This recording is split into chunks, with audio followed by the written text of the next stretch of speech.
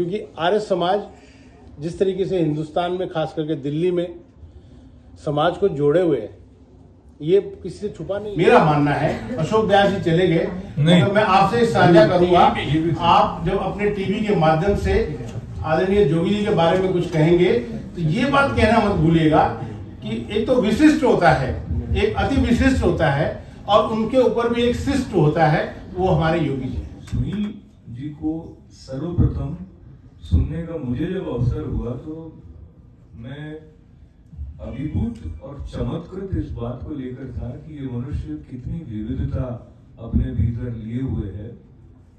और उस समय आप संचालन भी कर रहे थे और मैंने कहा कि आप जहाँ होते हैं वहाँ छक्के ऐसे लगाते हैं कि आप छा जाते हैं।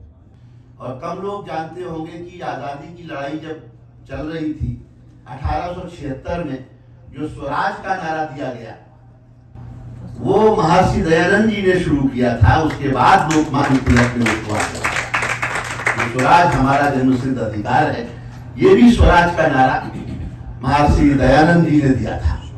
रग रग में भारत बसा हुआ यह देश न मन में बस पाया, इसलिए जन्म जो हुआ यहाँ हम इन्हीं के ऐसे ही होंगे, इनकी तरह से रह करके थोड़े से कपड़े पहनेंगे। मेरे एक मित्र चश्मा लगाते हैं, मैंने कहा मत लगाया करो, बदसूरत दिखते हो। बोले नहीं लगाऊंगा तो तुम बदसूरत दिखोगे। तो मैं पत्थर भी बनूं तो मील की पहचान बन जाऊं। मैं पत्थर भी बनूं तो मील की पहचान बन जाऊं, मुझे हर हाल में एक दिन किसी के काम आना है। मैं पत्थर भी बनूं तो मील की पहचान बन जाऊं, मुझे हर हाल में एक दिन किसी के काम आना है। ये इन कल्पनाओं के साथ मैंने कवि होने का सपना देखा था। तो मैंने अपने जीवन के अध्यात्म को समझ के समझा कि हर व्यक्ति भगवान है। गौर से देखो तो, अगर समझना चाहो तो, उसके रूप को देखना चाहो तो, ये पंक्तियां हैं कि मैं बैठा उसी के पास में हूं, मैं बैठा उसी के पास में हूं, फिर क्यों उसकी तलाश में हूं। किसको ढूंढ रहे हैं? भगवान को ना। दरअसल मैं बैठा उसी के पास में हूं, फिर क्यों उसकी तलाश में हूं, वो रहता होगा तेरे दिल में, मैं उसकी हर सांस में हूं। संस्कृत का प्रचलन बढ़ गया है विद्यासुरी जी। मैंने तो एक ब्यूटी पार्लर के बाहर देखा बोर्ड, संस्कृत ऐसा बोर्ड मैंने कभी नहीं देखा। ब्यूटी पार्लर के बाहर लिखा था सत्यम छुपम तब दिखम सुंदरम। संस्कृत भाई साहब, ये पंक्ति भाई साहब ने आपको सुनाई, गौर दिया आपने फोटोकॉपी आपने मैं कह रहा था जो संस्कृत का प्रचलन भारत में बढ़ रहा है, जिस तरह की जिस रंग की सरकार है तो संस्कृत भी बढ़ रही है आगे। तो ब्यूटी पार्लर के बाहर बोर्ड लगा था जिस पर लिखा था सत्यम छुपम तब दिखम सुंदर। पर ये कविता भाभी जी को नहीं सुनानी। कभी सत्य का छुपना भी जो है तो लाभ देता है कि है वेदों का संसार यहाँ, है वेदों का संसार यहाँ, है मंत्रों का आधार यहाँ, यहाँ हवन कुंड है, संध्या है, मन में न किसी के दुविधा है।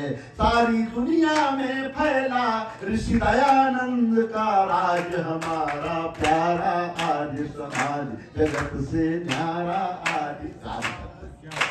सारी दुनिया में फैला ऋषि दयानंद का राज, हमारा प्यारा आज समाज जगत से न्यारा आज समाज।